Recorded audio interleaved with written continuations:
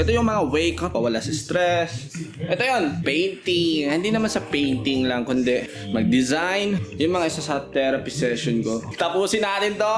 Kasi hindi ko pa to natapos eh. Pinaayos ko lang to dito sa lababo eh. Pero ngayon, bindurahan ko na, tatapusin ko na. Ano yung kulay? Binagay ko dito sa design na to. Ang gusto ko dito sa design na to, sinadya ko yan. Ako yung pumili. Tapos eto din ako yung pumili dito. Para hindi siya madaling madumi. Kahit tamad ka maglinis, malinis pa rin. So, may tatanggalan, may pupuskusin. Gabi na ngayon kasi hindi na umaga. May work bukas eh. Kaya kailangan gabi.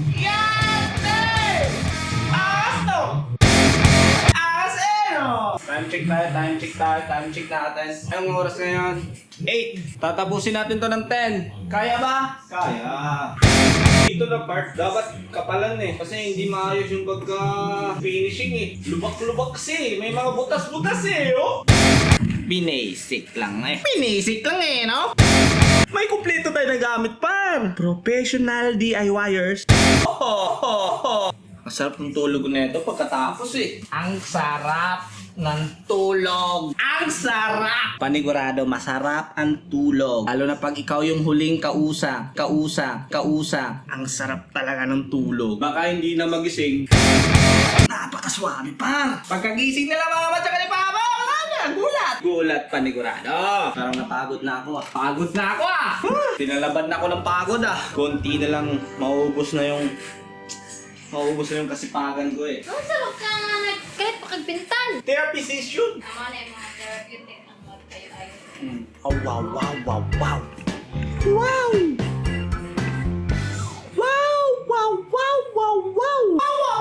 Yung kapatid ko, panay laro. All good, Haluin.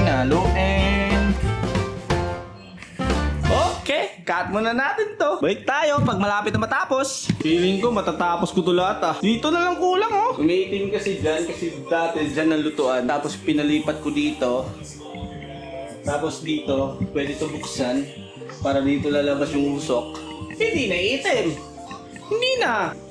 Yung salamin, pag napinturahan yan, iangat yan. Damn! Taga! Basura! Pinturahan na yan.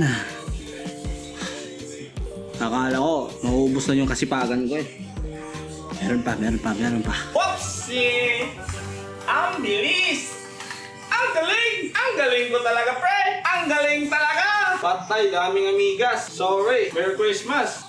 Hindi ko na alam saan magsimula eh. Simulan sa umpisa, sa huli magtatapos.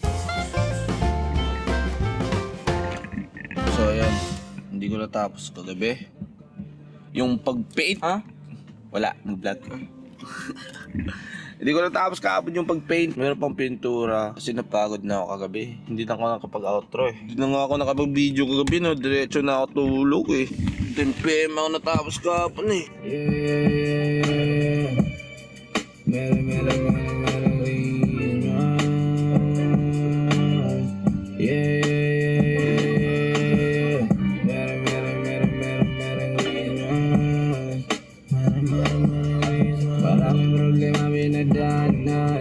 Hindi ko na ginamiran.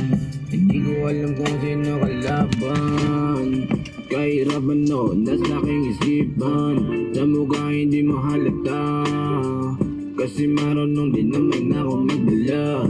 Umiyak sa hindi ko alam na dahilan. Kabutihan ko hindi mo kailangan suklihan. Nakakain, nakahiga na maayos. Pero ang hirap makatulog.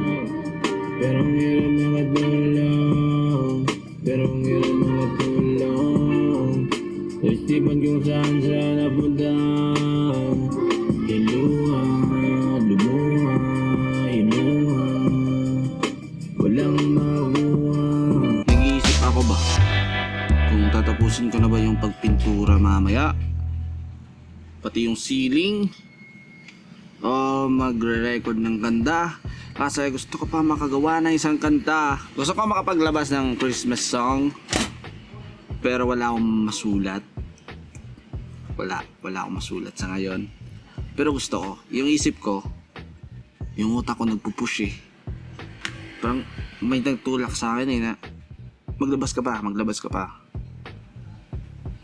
ng Christmas song. So ano na ang petsa ngayon? Monday, 15 na ngayon. 9 days na lang. Madali lang naman mag-record.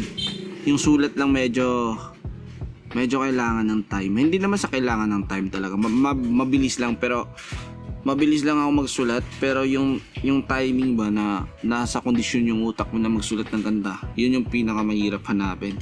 Yung mood mo. Yung mood mo na nasa masaya ka na part. Kasi yung Christmas song about kasiyahan yun, di ba? And minsan din yung Christmas song about kasayahan kasi na naman yung gagawin ko. Kasi yung latest na nilabas ko, recently na nilabas ko, kalungkutan yon.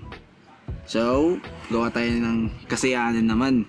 May nahanap na ako na beat. Ang problema, wala akong maisip kung ano yung vibe sa lyrics. Doon ako pinaka nahihirapan. So, nakikinig ako ng mga iba't ibang song na mga masaya para makakuha tayo ng mga reference, para gigisingin yung utak natin na diba?